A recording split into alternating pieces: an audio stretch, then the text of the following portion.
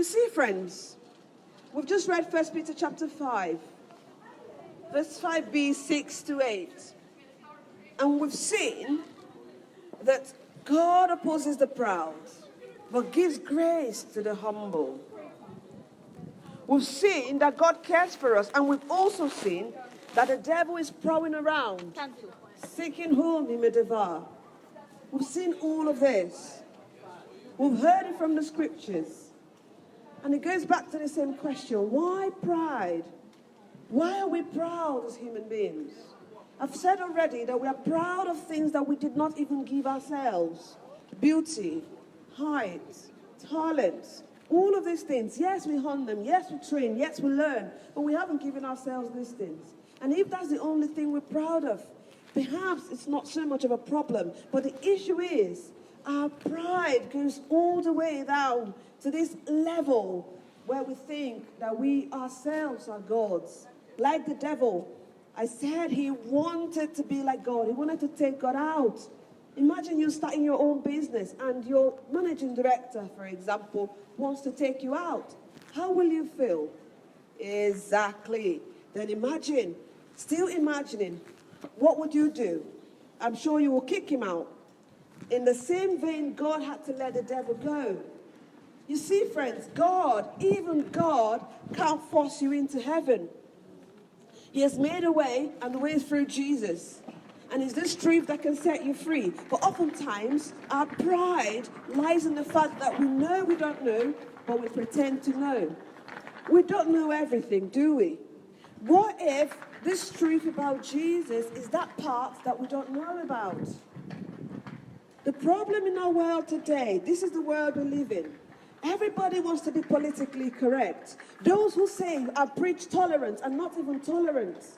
If you say anything that remotely opposes what they believe in, they cancel you, they lock you up, they call you bigots, idiots, and every sort. This is the world we live in. Welcome to 2022, when you have the truth that can set people free. You will be called a liar. Truth is now lies, and lies truth. Good is now evil, and evil good. We celebrate things that thousands of years ago we would have, if we thought about it logically, perhaps we wouldn't today. Friends, pride, it comes in several forms, but the painful part of it all is that pride is very deceitful. Have you seen a madman accepting that he's mad? In similar vein, a proud man will tell you how humble he is. Oh, he thinks he's really humble, isn't it? The message today is a message of hope. The Bible says in 1 Peter 5, we just read here, verse 6 and 7, yes, humble yourselves before the mighty hand of God. Realize you don't know it all. Realize there's a truth that can set you free. Seek that truth, and if you seek him, you'll find him. Most importantly, Christ cares for you. The devil is the evil one here. He is the liar. He's going to and fro looking for whom to devour. Again, friends, the truth can set you free. And even God himself won't force you into heaven. It's your choice to make. You don't want to make heaven, don't do anything. Just carry on the way you are. The only way to get into heaven is when you're righteous, but you can't be righteous by yourself. That's why Jesus came, to pay that price, to get us in. But there is this stalker. How many of you love to be stalked or, followed about? I'm sure nobody will raise their hand to accept that. But there is somebody who has been stalking you all your life. Yes, the evil one. He's got demons everywhere. He's stalking you by giving you lies that you're consuming. Some people are so familiar with lies that when you tell them the truth, they don't want to accept it. Have you ever eaten a rotten food, and when the good food comes, you don't have enough space for it? Or perhaps even if you do, you're so used to the taste of rotten food, the good food wouldn't taste good anyway. Oh, friends, can you accept that there are certain things that you don't know? And that certain thing is something worth searching for. The hope is here. The hope is now. Christ is the answer. Humble yourselves before the mighty hand of God, and in due time he will lift you up. He will honor you. Be careful. Watch out. Your enemy, the devil, is prowling around looking for whom to devour. He is a master planner. He's got it all covered. He's deceived so many over the ages. There is a sin pandemic going on from the very beginning to now. And he's still at his business. He's a full-time worker, trying to lie to you, trying to deceive you. But only the truth will set you free, and the truth is this. Jesus is the only way to God. Jesus is the truth and the life. Anyone that wants to come to the Father has to come through him.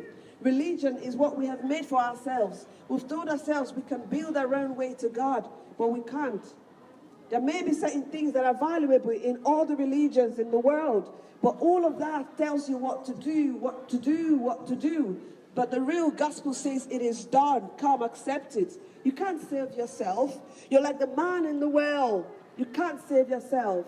But Jesus has saved you. Will you accept it? To accept it, you need to be humble. To realize you're a sinner. To accept it, you need to be humble. To realize you don't know it all. To accept it, you need to be humble. To realize that this is the only way. And you're not God by yourself, and you can't save yourself. If you are humble, God will lift you up, and the truth will set you free. The humble seeks the truth. The humble desires what God desires. And humility comes from that place when we know who we are, the truth of ourselves as fallen beings, the truth of ourselves as sinners that need to be saved. And we can only be saved by grace. Thank you very much. I hope that this word touches your heart. The gospel is that we're all sinners. Christ has died for us and we can be saved. I hope that you will consider this. If you have questions,